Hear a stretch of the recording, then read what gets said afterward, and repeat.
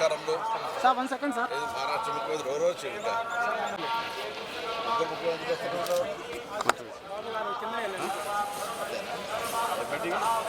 Temples expo international temples okay తీసుకున్నాక sir రండి sir వచ్చేయండి. 1 సెకండ్ సార్.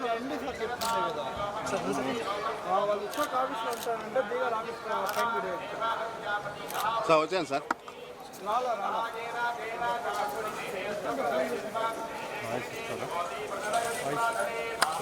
తెలంగాణ రాష్ట్ర ప్రభుత్వం దేశంలో రోల్ మోడల్గా మార్గదర్శకత్వంగా ఉండే విధంగా కుల సర్వే నిర్వహించింది.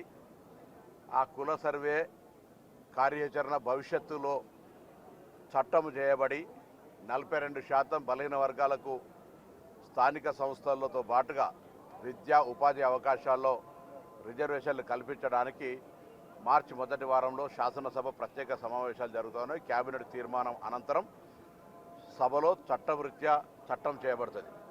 తదనంతరం ప్రధానమంత్రి గారు, కేబినెట్, మిగతా దేశంలో ఉన్న అన్ని రాజకీయ పార్టీలు ఈ చట్టానికి సహకరించి తమిళనాడు మాదిరిగా 69% జనాభాకు అనుగుణంగా, ఎందుకంటే మేము సాంకేతికంగా లెక్కలు తీసినాం కాబట్టి దాని ఆధారితంగా రిజర్వేషన్లను పెంచమని అడుగుతూ ఉన్నాం.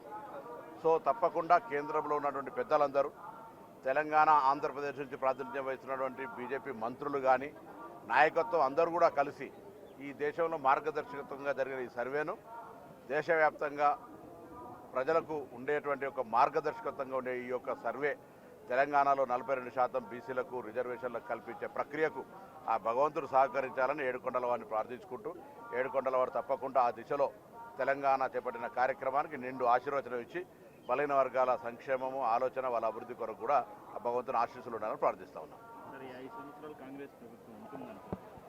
ఎక్కడ అసలు దానికి ఎందుకు అనుమానం అవసరం లేదు. ఏడుకొండల వాడి దయతోటి ప్రజల ఆలోచనకు అనుగుణంగా ప్రజాపాలన ప్రభుత్వం వచ్చింది. 5 సంవత్సరాలు కాదు, 10 సంవత్సరాల పాటు ప్రభుత్వం కాంగ్రెస్ ప్రజలకు తెలంగాణ అభివృద్ధి దిశలో తీసుకుపోయే విధంగా రైజింగ్ తెలంగాణ దేశంలోనే అగ్రభాగాన నిలబడే విధంగా మా కాంగ్రెస్ ప్రభుత్వం కొనసాగుతుంది.